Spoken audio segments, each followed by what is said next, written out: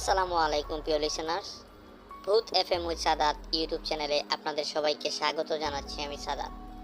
এখন আমি আপনাদের সাথে যে ঘটনাটি শেয়ার করতে যাচ্ছি সেটি একটি সিএনজি চালকের সাথে ঘটে যাওয়া ভয়ঙ্কর ঘটনা। তো কথা না বাড়িয়ে আমি সরাসরি ঘটনায় চলে যাচ্ছি। নওগাঁ শহরের একটি রাস্তায় এই ঘটনাটি ঘটে। তখন রাত প্রায় 2টা বাজে। এই ঘটনাটির শিকার একজন সিএনজি চালক, তার নাম হাবিব। হাবিব তখন তার সিএনজি নিয়ে বাসায় ফিরছিল। সে হঠাৎ দেখলো দুইজন মধ্যবয়সী হুজুর ধরনের ব্যক্তি তাকে সিএনজি থামানোর জন্য অনুরোধ করছে। তা দেখে সে থামলো এবং একজন হুজুর তার সাথে কথা বলল। হুজুর বলল, ভাই, আমরা খুব বিপদে পড়েছি। তখন ওই সিএনজি চালক বলল, আপনাদের কি হয়েছে জানতে পারি? তখন ওই হুজুর বলল, সামনে আমাদের এক বন্ধু একটি লাশ নিয়ে দাঁড়িয়ে আছে। ওই লাশটাকে নিয়ে আমাদের সামনের গ্রামে যেতে হবে। তুমি কি আমাদের পৌঁছে দিতে পারবে? তখন ওই সিএনজি চালক, তার নাম ছিল হাবিব। হাবিব কিছুক্ষণ ভাবল। তার মাঝে উনাদের জন্য দয়া হলো। সে আবার কথা বলল। তখন সে বলল, আমি আপনাদের পৌঁছে দিব। তখন হুজুর বলল, ধন্যবাদ তোমাকে। এটা বলে দুইজন সিএনজিতে উঠে পড়ল। কিছু দূরে যেতেই হাবিব দেখলো আরেকজন হুজুর লাশ নিয়ে দাঁড়িয়ে আছে।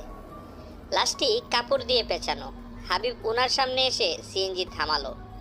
এরপর দুই হুজুর নামলো এবং 3জন হুজুর লাশটি নিয়ে উঠল। তারপর তারা হাবিবকে সিএনজি চালাতে বলল, আর একজন হুজুর ওর সাথে কথা বলতে থাকলো। একজন হুজুর বলল, সামনের গ্রামে যেতে কতক্ষণ লাগবে? তখন হাবিব বলল, প্রায় 40 মিনিট লাগবে হুজুর। তখন হুজুর বলল, তুমি পেছনের দিকে চাইবে না, লাশের অবস্থা বেশি ভালো না। তুমি যদি দেখো তাহলে ভয় পাবে। তখন হাবিব বলল, আচ্ছা হুজুর, আমি পিছনে তাকাবো না। তারপর হাবিব সিএনজি চালাতে শুরু করলো। কিন্তু সে লাশ দেখার আকর্ষণ অনুভব করলো, কিন্তু সে সাহস পেল না। এর 5 থেকে 6 মিনিট পর সে এক অদ্ভুত বাজে শব্দ শুনতে পারলো। এক অজানা ভয় তাকে গ্রাস করলো। সে তার মনের ভয় দূর করার জন্য সামনের লুকিং গ্লাস দিয়ে পেছনের দিকে চাইল। চেয়ে যা দেখতে পারল,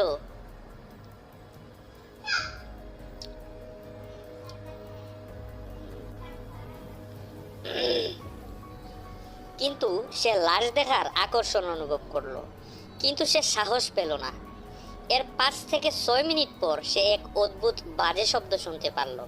এক অজানা ভয় তাকে গ্রাস করলো। সে তার মনের ভয় দূর করার জন্য সামনের লুকিং গ্লাস দিয়ে পেছনের দিকে চাইল। সে যা দেখতে পারল, যা সে কেন আমরা কেউ কোনোদিন ভাবতে পারি না। সে দেখলো ওই 3 হুজুর লাশটিকে ছিঁড়ে ছিঁড়ে শকুনের মতো খাচ্ছে। কেউ কলিজা, কেউ বুকের রক্ত পান করছে। তা দেখে সে চিৎকার দিয়ে অজ্ঞান হয়ে গেল।